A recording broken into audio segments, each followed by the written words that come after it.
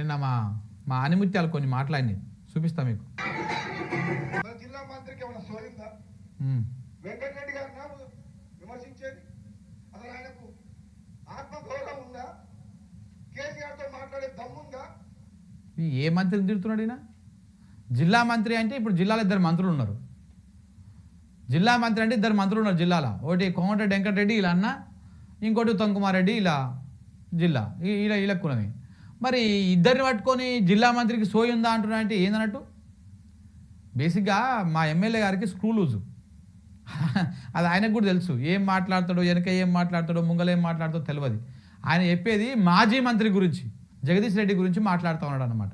కానీ ఇక్కడ మాత్రం మా జిల్లా మంత్రి గారికి అని చెప్పేసి మాట్లాడుతూ ఉన్నాడు. ఇట్లా ఉంటుంది కథ. ఇది అయిపోయినా ఇంకోటి చూడండి.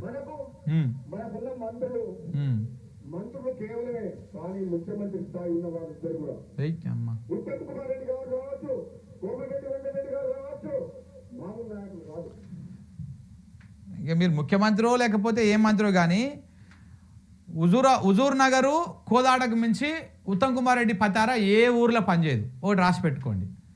నల్లగొండ ఇప్పుడు నల్లగొండ ఒకటే, ఇంకా ఇంతకుముందే 2-3 నియోజకవర్గాల మీద ఉంటుండే సినిమా. కానీ నల్లగొండ, నకరేకలు ఇంకా ఆ 2-3 నియోజకవర్గాలల్లో వెంకటరెడ్డి ప్రభావం ఉంటుంది.